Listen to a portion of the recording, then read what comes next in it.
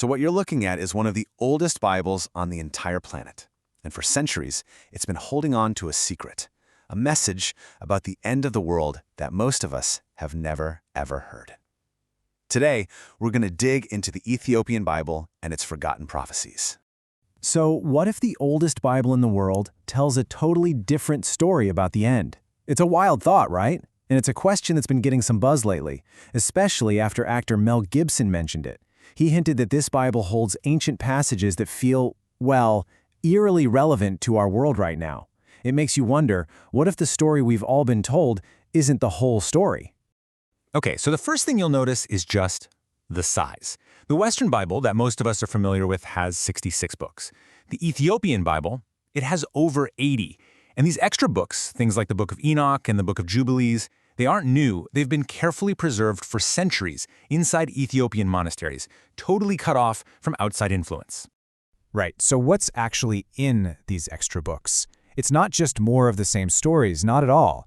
It's a deeper and, for some, a much more unsettling take on some really key biblical events. And this is the real game changer. These ancient texts are said to record the teachings that Jesus gave to his disciples during those 40 days after his resurrection. Think about that for a second. These are conversations, prophecies that were completely left out of the version of the Bible that came out of the Roman Church.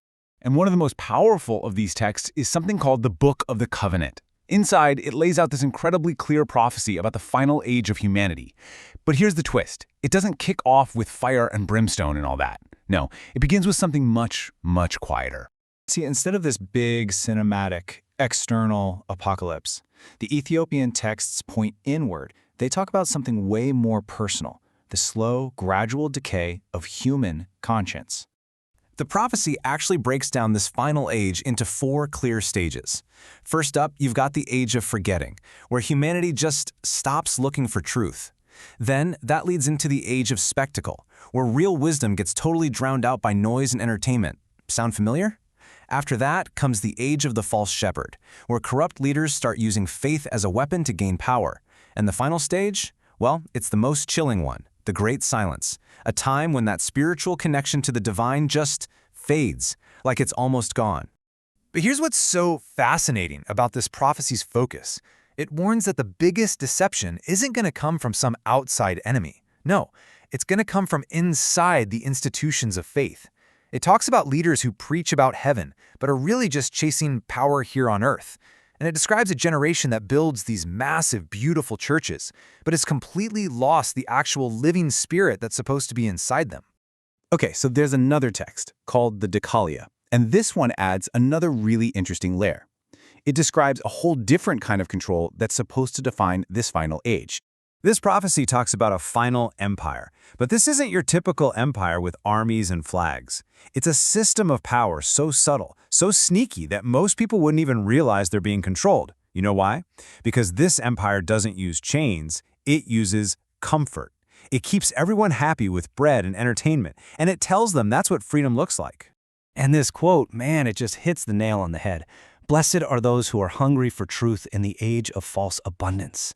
It perfectly captures the challenge, right? When you're surrounded by endless comfort and distraction, the real test is to somehow stay hungry for what's real, to be able to see the bars of the cage, even if the cage is super comfortable.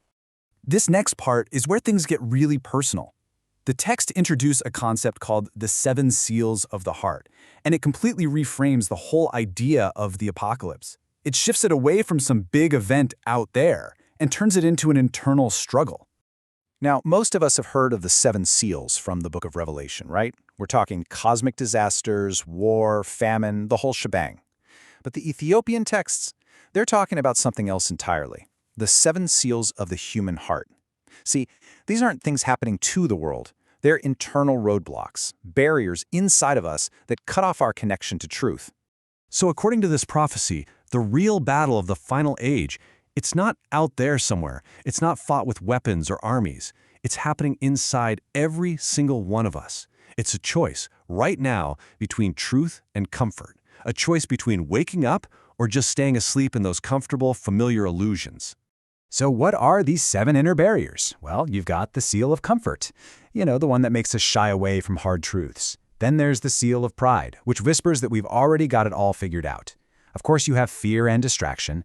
And then there's one called false community. That's basically surrounding ourselves with an echo chamber, only listening to people who already agree with us. And then maybe the most shocking one, the seal of religion itself. That's when going through the motions and the rituals takes the place of having a real living faith. Okay, so all of this begs a really big question, right? If these texts are so important, how come they only survived in Ethiopia? Why aren't they everywhere? Well, the answer really lies in Ethiopia's incredible, unique history.